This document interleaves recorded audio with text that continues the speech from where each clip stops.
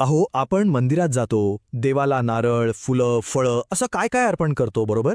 पण कधी असा विचार केलाय का की ह्या इतक्या साध्या वाटणाऱ्या अर्पणामागे किती किती मोठा विचार दडलेला असू शकतो? आज आपण एक्झॅक्टली ह्याच गोष्टीचा उलगडा करणार आहोत विडावसर या परंपरेच्या माध्यमातून. आणि हे लक्षात घ्या, ही केवळ एक पूजा नाहीये, तर आपल्या पूर्वजांच्या दूरदृष्टीचा एक अद्भुत अद्भुत नमुना आहे.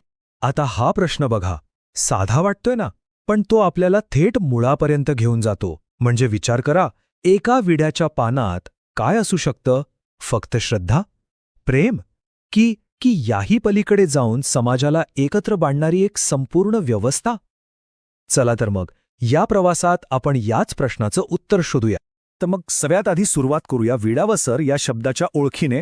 जे कोणी महानुभाव पंथाच्या पवित्र स्थानांवर जातात ना, त्यांच्यासाठी तर हा शब्द आणि ही प्रथा खूपच जिव्हाळ्याची आहे.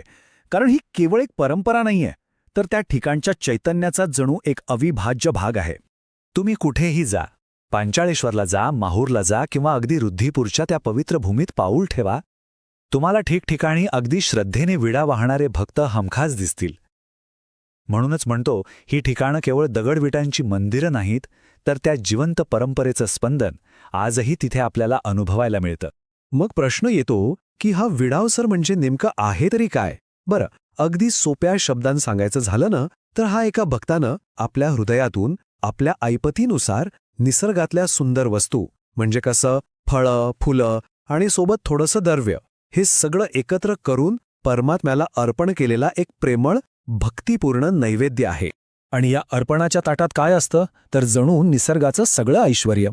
नारळासारखं मंगल फळ, सुगंधित फुलं, गोड गोड फळं आणि या सगळ्यांसोबत आपल्या श्रद्धेनुसार ठेवलेलं थोडंसं द्रव्य. आता ते 10 रुपये असोत किंवा 50, इथे आकड्याला काहीच महत्त्व नाहीये. महत्त्व आहे ते फक्त देण्याच्या भावनेला. कोणतीही सक्ती नाही, काही नाही, केवळ शुद्ध आणि स्वैच्छिक समर्पण. पण एक मिनिट थांबा. ही फळं, हे पैसे, हे तर सगळं प्रतीक आहे. या वस्तूंच्या पलीकडे काय आहे?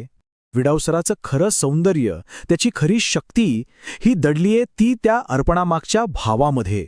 चला, आता आपण त्या आध्यात्मिक भावनेच्या जगात जरा डोकावून पाहूया. येथे ना एक विलक्षण जादू घडते. विचार करा, तुम्ही अर्पण केलेली फळं जेव्हा प्रसाद म्हणून परत मिळतात, तेव्हा ती आपल्या पोटाची भूक तर भागवतातच, पण त्याच क्षणी आपल्या आत्म्यात एक नवी भूक जागे होते. श्रद्धेची, भक्तीची, परमात्म्याच्या अजून जवळ जाण्याची. म्हणजे बघा, शरीराला तृप्त करून आत्म्याला अतृप्त करणं, हीच तर या परंपरेची खरी ताकद आहे. आणि हेच आहे या परंपरेचं सार.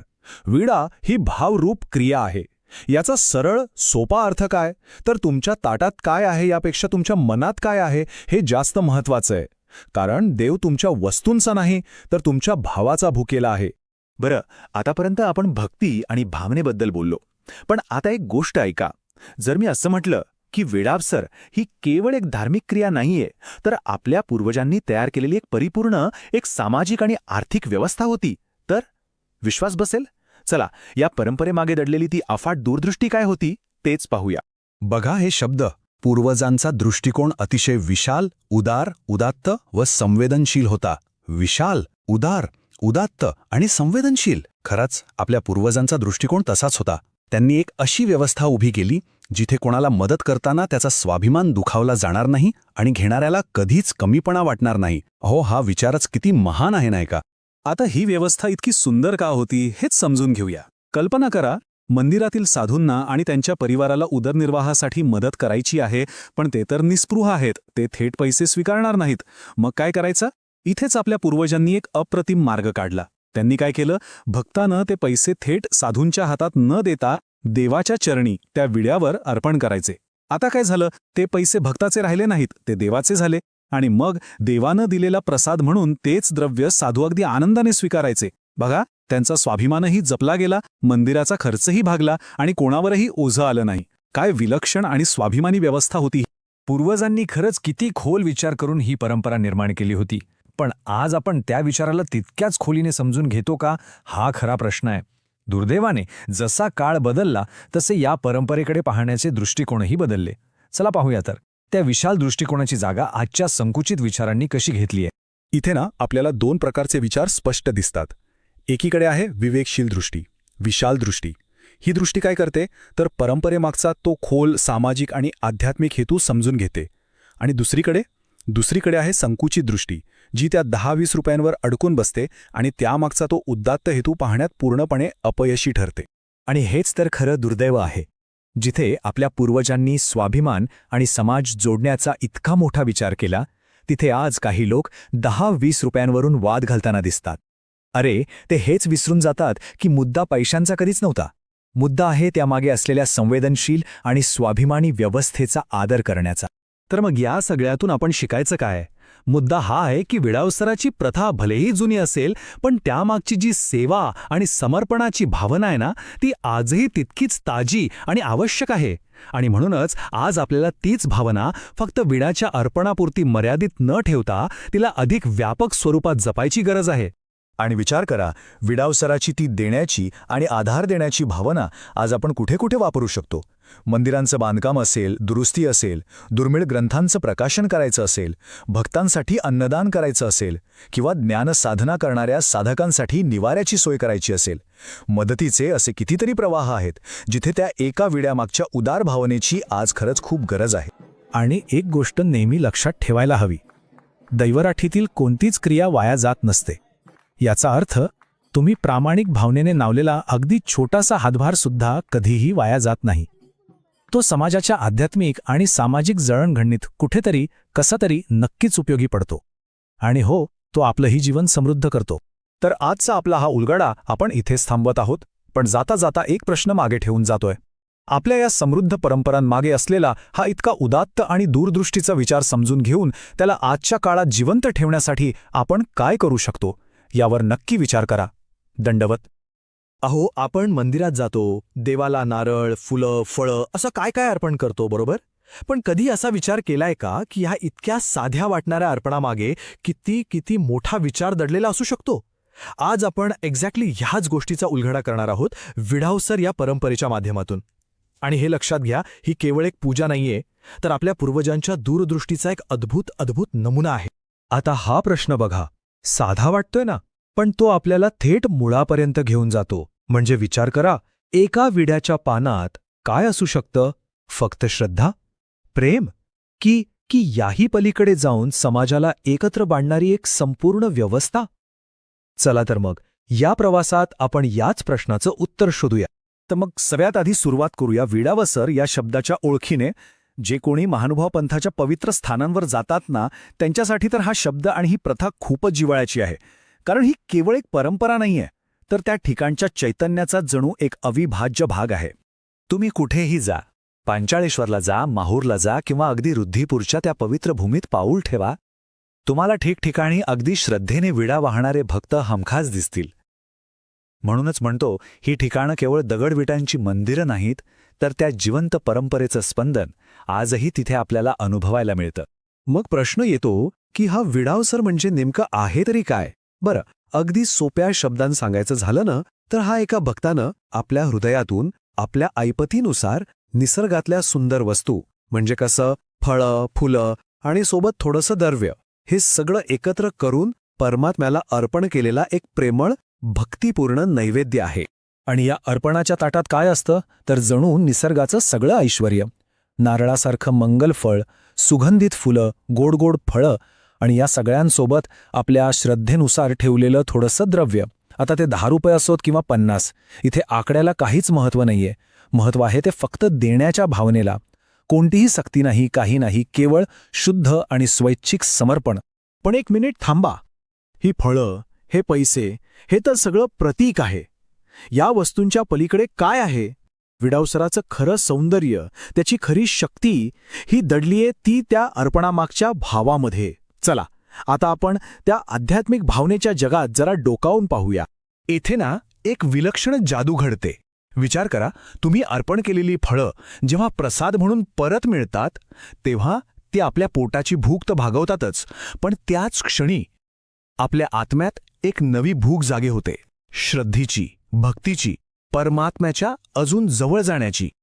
म्हणजे बघा, शरीराला तृप्त करून आत्म्याला अतृप्त करणं, हीच तर या परंपरेची खरी ताकद आहे. आणि हेच आहे या परंपरेचं सार. विडा ही भावरूप क्रिया आहे. याचा सरळ सोपा अर्थ काय तर तुमच्या ताटात काय आहे यापेक्षा तुमच्या मनात काय आहे हे जास्त महत्वाचं आहे. कारण देव तुमच्या वस्तूंचा नाही तर तुमच्या भावाचा भुकेला आहे.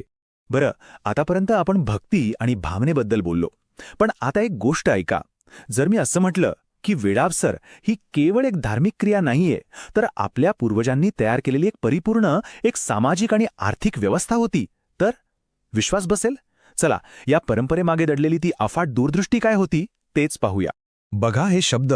पूर्वजांचा दृष्टिकोन अतिशय विशाल, उदार, उदात्त व संवेदनशील होता. विशाल, उदार, उदात्त आणि संवेदनशील. खरंच आपल्या पूर्वजांचा दृष्टिकोन तसाच होता.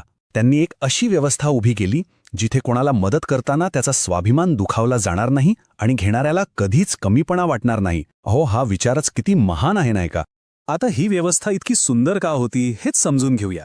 कल्पना करा, मंदिरातील साधूंना आणि त्यांच्या परिवाराला उदरनिर्वाहासाठी मदत करायची आहे, पण ते तर निस्पृह आहेत, ते थेट पैसे स्वीकारणार नाहीत. मग काय करायचं? इथेच आपल्या पूर्वजांनी एक अप्रतिम मार्ग काढला. त्यांनी काय केलं? भक्तानं ते पैसे थेट साधूंच्या हातात न देता देवाच्या चरणी त्या विड्यावर अर्पण करायचे. आता काय झालं? ते पैसे भक्ताचे राहिले नाहीत, ते देवाचे झाले. आणि मग देवानं दिलेला प्रसाद म्हणून तेच द्रव्य साधू अगदी आनंदाने स्वीकारायचे. बघा, त्यांचा स्वाभिमानही जपला गेला, मंदिराचा खर्चही भागला आणि कोणावरही ओझं आलं नाही. काय विलक्षण आणि स्वाभिमानी व्यवस्था होती! पूर्वजांनी खरंच किती खोल विचार करून ही परंपरा निर्माण केली होती. पण आज आपण त्या विचाराला तितक्याच खोलीने समजून घेतो का, हा खरा प्रश्न आहे. दुर्दैवाने जसा काळ बदलला तसे या परंपरेकडे पाहण्याचे दृष्टिकोनही बदलले. चला पाहूया तर त्या विशाल दृष्टिकोनाची जागा आजच्या संकुचित विचारांनी कशी घेतली आहे. इथे ना आपल्याला दोन प्रकारचे विचार स्पष्ट दिसतात. एकीकडे आहे विवेकशील दृष्टी, विशाल दृष्टी. ही दृष्टी काय करते तर परंपरेमागचा तो खोल सामाजिक आणि आध्यात्मिक हेतू समजून घेते. आणि दुसरीकडे आहे संकुचित दृष्टी, जी त्या 10-20 रुपयांवर अडकून बसते आणि त्यामागचा तो उदात्त हेतू पाहण्यात पूर्णपणे अपयशी ठरते. आणि हेच तर खरं दुर्दैव आहे. जिथे आपल्या पूर्वजांनी स्वाभिमान आणि समाज जोडण्याचा इतका मोठा विचार केला, तिथे आज काही लोक 10-20 रुपयांवरून वाद घालताना दिसतात. अरे, ते हेच विसरून जातात की मुद्दा पैशांचा कधीच नव्हता. मुद्दा आहे त्यामागे असलेल्या संवेदनशील आणि स्वाभिमानी व्यवस्थेचा आदर करण्याचा. तर मग या सगळ्यातून आपण शिकायचं काय? मुद्दा हा आहे की विडावसराची प्रथा भलेही जुनी असेल, पण त्यामागची जी सेवा आणि समर्पणाची भावना आहे ना, ती आजही तितकीच ताजी आणि आवश्यक आहे. आणि म्हणूनच आज आपल्याला तीच भावना फक्त विड्याच्या अर्पणापुरती मर्यादित न ठेवता तिला अधिक व्यापक स्वरूपात जपायची गरज आहे. आणि विचार करा, विडावसराची ती देण्याची आणि आधार देण्याची भावना आज आपण कुठे कुठे वापरू शकतो.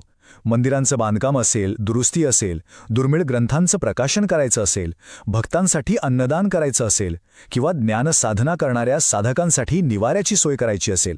मदतीचे असे कितीतरी प्रवाह आहेत जिथे त्या एका विड्यामागच्या उदार भावनेची आज खरंच खूप गरज आहे. आणि एक गोष्ट नेहमी लक्षात ठेवायला हवी, दैवराठीतील कोणतीच क्रिया वाया जात नसते. याचा अर्थ तुम्ही प्रामाणिक भावनेने नावलेला अगदी छोटासा हातभार सुद्धा कधीही वाया जात नाही. तो समाजाच्या आध्यात्मिक आणि सामाजिक जळणघडणीत कुठेतरी कसातरी नक्कीच उपयोगी पडतो. आणि हो, तो आपलंही जीवन समृद्ध करतो. तर आजचा आपला हा उलगडा आपण इथेच थांबवत आहोत. पण जाता जाता एक प्रश्न मागे ठेवून जातोय. आपल्या या समृद्ध परंपरांमागे असलेला हा इतका उदात्त आणि दूरदृष्टीचा विचार समजून घेऊन त्याला आजच्या काळात जिवंत ठेवण्यासाठी आपण काय करू शकतो यावर नक्की विचार करा. दंडवत.